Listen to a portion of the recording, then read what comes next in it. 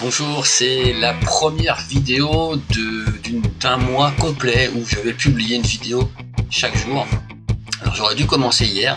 En fait tout ça se fait dans le cadre d'un défi qu'on s'est lancé dans le mastermind animé par Christophe Train. On est un groupe d'entrepreneurs et donc on s'est dit tiens, si on se faisait un défi de dingue, un défi de vidéo, donc une vidéo chaque jour.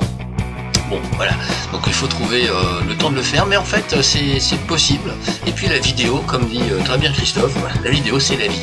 Voilà, donc la vidéo c'est l'occasion d'échanger avec nos contacts.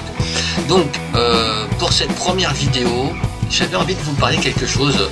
Si vous avez un ordinateur portable, peut-être que par moment il chauffe.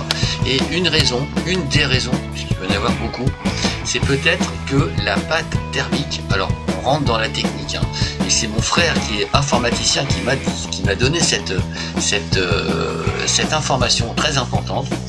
Il y a une pâte thermique entre le processeur et le système de refroidissement de l'ordinateur. Voilà, ça se réchauffe, ça se refroidit pas comme ça. Il y a un système qui est collé contre le processeur et ce système-là, avec des tuyaux, de l'air, de l'eau, enfin tout un système, des ventilateurs qui refroidit le microprocesseur. Et quand le microprocesseur chauffe de trop, eh bien l'ordinateur fonctionne moins bien. Le mien en été notamment, c'est l'horreur. Il y a des moments il s'arrête complètement parce qu'il chauffe de trop. Et donc la piste, c'est de changer la pâte thermique. La pâte thermique, c'est un petit joint, c'est une sorte de joint finalement qui colle le processeur au système de refroidissement.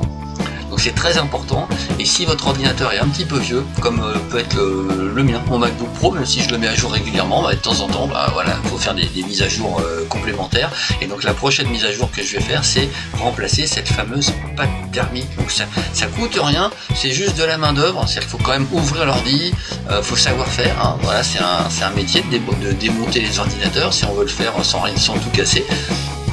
Donc voilà, ce sera la prochaine étape. Alors peut-être que pour vous, votre ordinateur portable à vous, il a peut-être ce problème de chauffe, peut-être qu'il chauffe un petit peu trop, et si ça se trouve, c'est lié à cette fameuse pâte thermique. En quelques années, en fait, elle peut s'abîmer, se craqueler, devenir complètement inopérante, et résultat, le microprocesseur chauffe, et donc l'ordinateur fonctionne moins bien.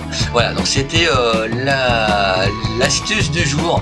Vérifiez sur votre ordinateur portable si, par hasard, il n'y a pas un problème de pâte thermique. Voilà, c'est une sorte de dentifrice en fait, voilà, un peu plus perfectionné que du dentifrice qu'on met entre le processeur et le système de refroidissement. Voilà, donc ça coûte pas grand chose à faire, je pense, hein. Après ça dépend peut-être des ordis, du temps qu'il faut pour démonter tout ça, mais soit vous êtes super bricoleur, et dans ce cas-là, pourquoi pas, si vous avez ce qu'il faut, tournevis, des spatules pour décoller tel ou tel composant à l'intérieur de l'ordi, si ça vous fait pas peur, no problème.